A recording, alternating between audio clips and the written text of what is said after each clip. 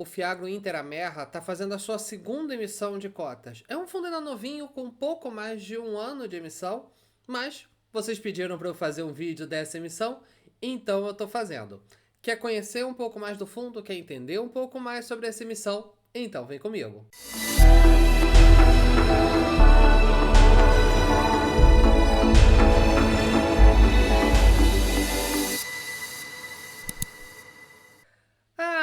Alô pessoal, sejam todos muito bem-vindos a mais um vídeo do canal Clique Invest.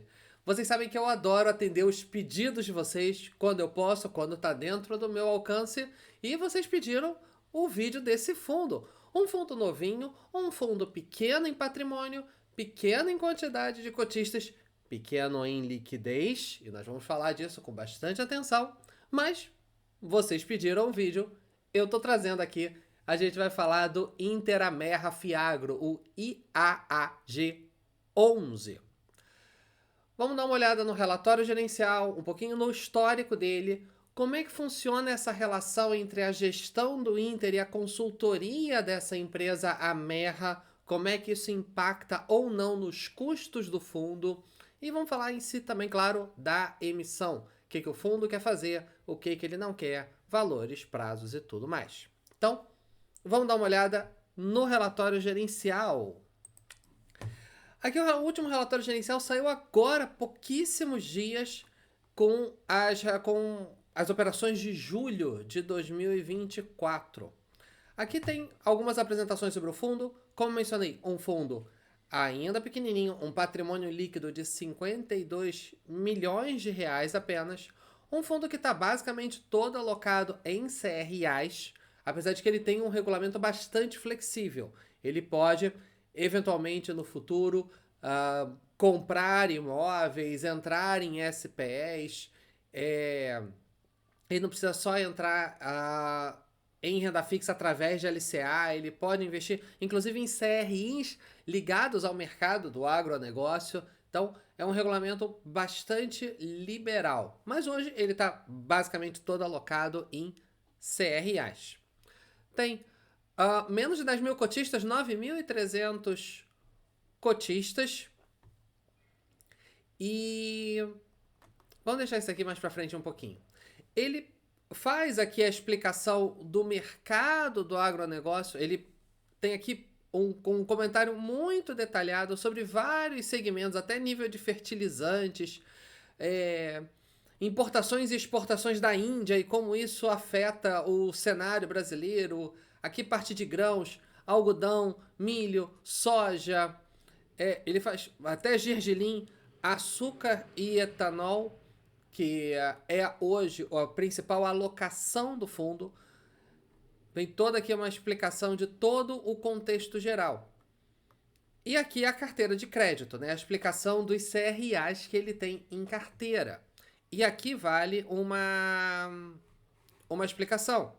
Apesar dele ser do agronegócio, apesar dele ser ter um relatório bem extenso de todas as mudanças, né, as novidades do mercado de agronegócio, as operações dele não têm risco do agro. Se a gente olhar aqui os CRIs dele, todos eles é CDI mais alguma taxinha. CDI mais 4, CDI mais 4, 25, CDI mais 5 e qualquer coisa, CDI mais 4 qualquer coisa, CDI mais 3 qualquer coisa e tudo mais. Então, ele não tem um impacto imediato.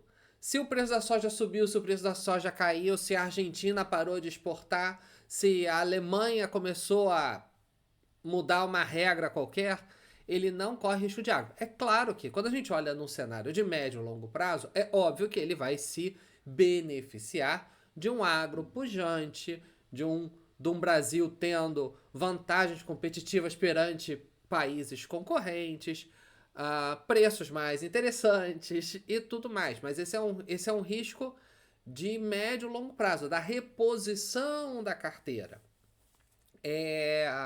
Ou eventualmente um risco específico de uma empresa que pode ter uma situação mais negativa. Mas o título de crédito em si, o contrato do CRA, ele é totalmente isolado, desconectado de qualquer variação, porque esse é um mercado realmente muito dinâmico, né? Um lugar que chova mais ou chova menos, já muda às vezes muita coisa, mas o fundo não participa desse risco. Clicando aqui à direita, à esquerda, né? Você pode até, clicando aqui, você vai para o site da securitizadora, então você consegue ter ainda mais informações sobre esse CRA, se você quiser. Mas aqui ele já coloca, claro, que é um CRA,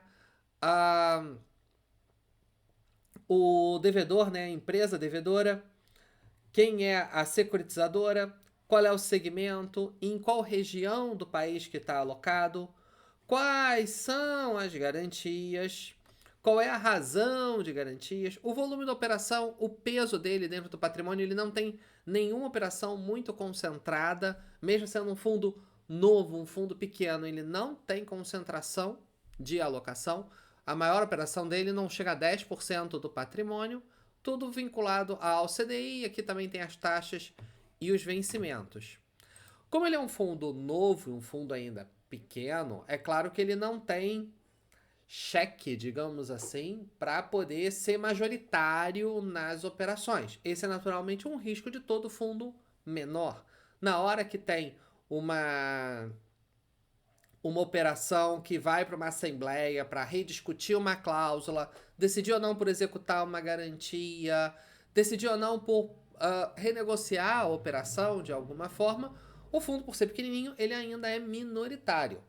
Praticamente todos os fundos de crédito começaram assim, até que com emissões foram crescendo e começaram a ter mais punch, mais impacto na assembleia. Mas, pelo que eu pesquisei, mesmo ele sendo minoritário, ele participou de alguma forma de várias operações ali já no nível da estruturação. Isso não é algo oficial que está assim público, mas pelo que eu pude pesquisar, sim, ele em muitos desses processos ele participou mesmo dentro da estruturação. Ele ajudou a decidir por uma garantia, ele ajudou a decidir por um prazo, por uma cláusula, por uma taxa. Então ele já participa, mesmo sendo pequenininho, já participa um pouco da estruturação dessas operações. Rolando aqui a tela um pouco mais para baixo, ele coloca que são 15 operações com uma taxa de carrego de 4,1%, né? E aqui tem a alocação por setor. O mais relevante hoje é o açúcar e etanol, com 25% da carteira, e venda de insumos, com 20%. Então dá para ver que ele opera em várias etapas da cadeia, não só lá na ponta. Ele também participa, por exemplo, da revenda de insumos, produção de fertilizantes, até a parte de logística ele também atua, né, concedendo crédito para vários elos da cadeia produtiva. A exposição geográfica, os principais estados são Mato Grosso, com 30%, e Minas Gerais, com 26%. Então, somando os dois aí, quase 60%. Mas ele também tem, desde o Tocantins até o Paraná, ele tem alocações. Aqui tem todo o balancete, né? Receitas e despesas.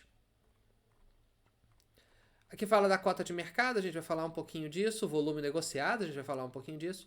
E aqui tem a descrição de todos os ativos, os CRIs, a operação, como é que é a empresa, o que é que ela faz, quando que ela foi fundada, onde ela está localizada e tudo mais. Inclusive, clicando aqui na logo da empresa, você ainda pode ir para o site da empresa. Então, se você não conhece essa empresa Botuverá e clicar nela aqui, você vai para o site da Botuverá e você vai poder conhecê-la melhor. Basicamente é esse o relatório.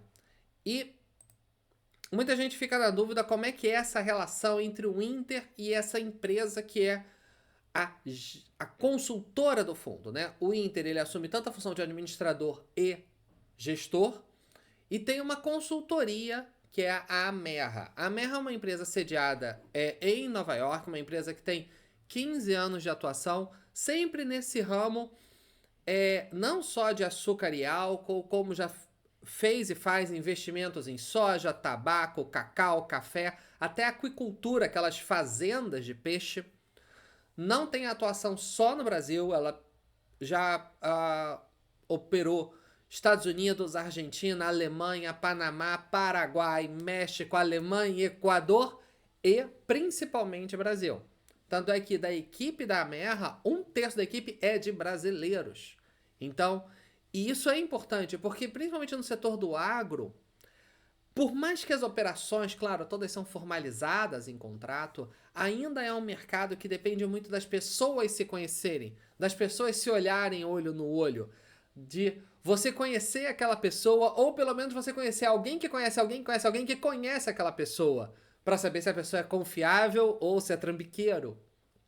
Então, a Amerra traz todo esse conhecimento, porque ela já operacionalizou, seja na parte de empréstimos ou até na parte de participação acionária em dezenas de operações no Brasil e fora, mas principalmente no Brasil. Então, ela dá um know-how sobre a operação, quem é a pessoa que está por trás, não só quem é o CNPJ, mas quem são os donos da empresa, quem são os diretores, se tem ficha suja, digamos assim, nesse mercado informal que ainda é muito importante dentro do nosso mercado de Fiagro, no nosso mercado de agronegócio.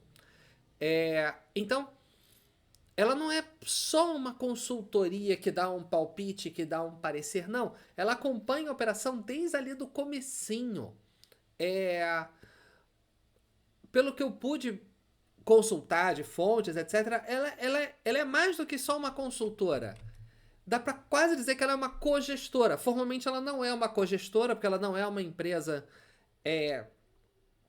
que tem cadastro da CVM como gestora, etc. Mas na prática ali, ela acaba atuando como uma cogestora. O que não é a primeira vez que a gente vê empresas que estão cadastradas formalmente como consultoras, mas atuam como cogestoras, ou às vezes até gestoras finais da operação. Às vezes o processo de cadastramento de gestor é um pouquinho demorado, é um pouquinho burocrático, então às vezes a empresa acaba assumindo essa posição como consultora até que ela formalize ou não a sua posição como gestora do fundo. Mas aqui realmente ela parece ter uma cogestão, ela trabalha ali lado a lado, ombro a ombro com o Inter na decisão das alocações e trazendo esse conhecimento. Um ponto importante é que isso não traz um custo maior para o fundo, de ter que pagar taxa de administração, taxa de gestão e ainda consultoria, como a gente já viu em alguns casos. A taxa de administração do fundo, que inclui a taxa de gestão, é de 1,15% ao ano. Então, bem alinhado com patamares de mercado, até uma parte, vou dizer, até na parte baixa, digamos assim, da média de mercado. No regulamento tem até lá. É basicamente rachado meio a meio, é 0,65 para o Inter e 0,50 para a Amerra. Então, basicamente meio a meio. Deve ser meio a meio, porque tem custos de escrituração e tudo mais, que isso deve ficar por conta do Inter. Então, no final, deve ser meio que meio a meio mesmo. E ela tem uma taxa de performance que é de 20% do que exceder CDI mais 1% ao ano. Essa taxa é rachada meio a meio, está lá no regulamento 50-50 entre os dois. Sobre a distribuição de rendimentos do fundo. O último pagamento dele foi de 10 centavos por cota, o que dá um dividend yield pelos preços de hoje de 0,97% ao mês. Ele já vem variando ali entre 10% e 11% por cota, desde basicamente da virada do ano. Ele estava distribuindo até um pouquinho menos, mas desde a virada do ano ele vem distribuindo ali entre 10 e 11 centavos por cota. Tanto é que olhando o dividendo dos últimos 12 meses, está dando mais ou menos 1,16, o que dá um dividend yield de 11,2% ao ano em relação ao preço que a gente grava hoje. Um ponto importante é sobre a liquidez. Ele é um fundo pequeno, ele é um fundo com pouco histórico, um fundo novo, e ele tem uma liquidez restrita, ele não tem altos volumes negociados por dia. No comecinho dele até tinha um pouquinho mais de liquidez, o que é normal num fundo novo, muita gente comprando e vendendo ali. Mas de novembro até março desse ano, ele negociava uma média de menos de 40 mil reais por dia.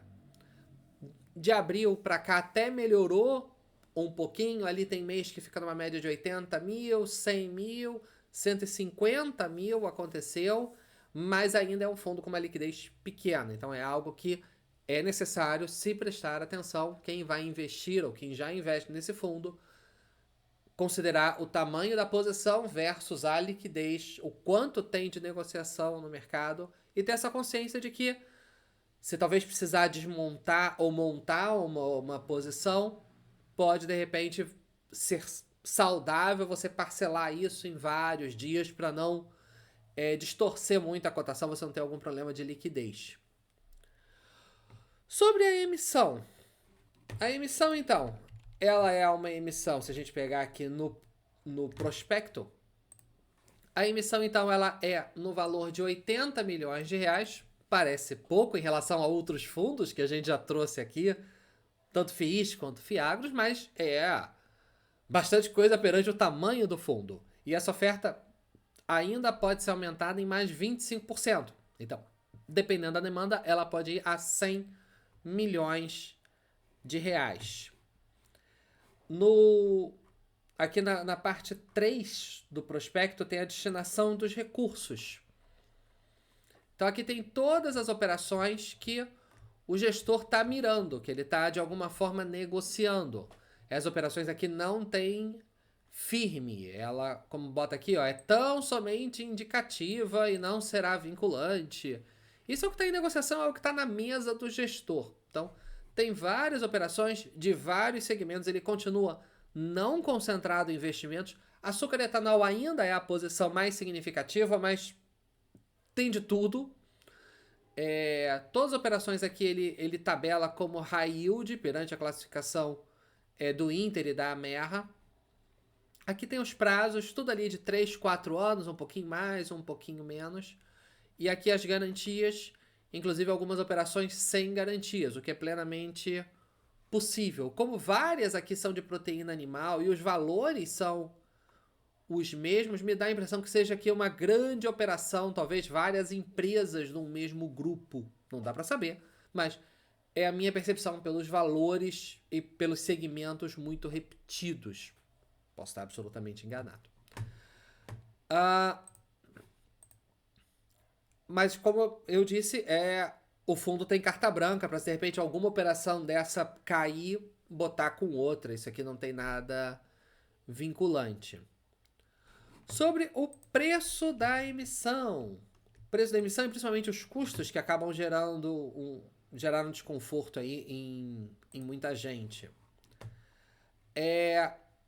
O preço da emissão, R$ 9,75 acima do valor patrimonial, não só acima do valor patrimonial de hoje, como do valor patrimonial histórico do fundo. O fundo nunca foi negociado a 9,75. Então, ela não é uma operação dilutiva, né, que é o que acontece quando a emissão é abaixo do VP, abaixo do valor patrimonial. Ao contrário, ela é acreditativa, poderia dizer, ao VP do fundo. Se essa operação entrar, se não for cancelada, etc., se ocorrer tudo em normalidade, automaticamente o valor patrimonial do fundo tende a subir. Alguns centavinhos, mas tende a subir. O custo de distribuição de 39 centavos, o que dá ali 4% do valor da emissão, gerou um pouco de desconforto. Vocês me perguntaram muito sobre isso. É uma emissão pequena, gente. É uma emissão pequena. Quando a emissão é grande, tem uma série de custos que são ali fixos ou semifixos de uma oferta que você consegue diluir. Certo? A assessoria do advogado que escreve o prospecto, ele cobra por isso, ele tem que cobrar, ele não vai trabalhar de graça. Se a emissão for 10 vezes maior, o cara não vai cobrar 10 vezes mais. Então você dilui esse custo. Taxas de CVM, de Ambima, de B3, tudo isso você dilui. O que aqui não é o caso, porque é uma emissão muito pequena.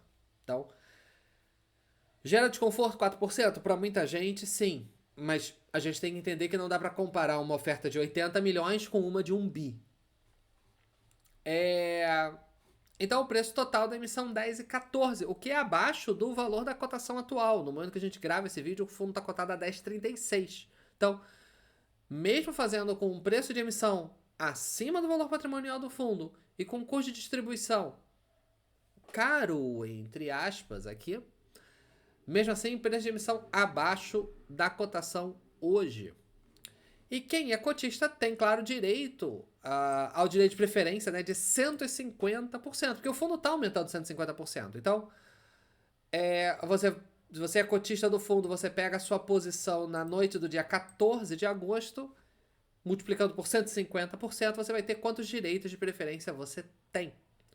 E o período de preferências já está aberto. Vai até o dia 28/8, com data de liquidação no dia 29, que eu imagino que seja 29/8, né? Os direitos de preferência podem ser negociados, então se você tem direito de preferência, mas não vai exercer por qualquer motivo, você pode vender eles em bolsa ou comprar, se você quiser comprar, até o dia 26.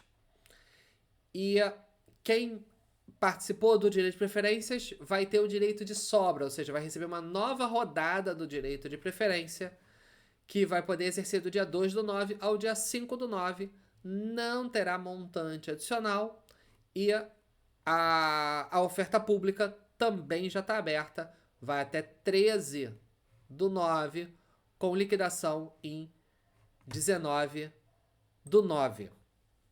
E agora eu quero saber de você. Você conhecia esse fundo? Sabia da existência dele? É cotista, não é? Vai participar? Não vai? Porque sim, porque não?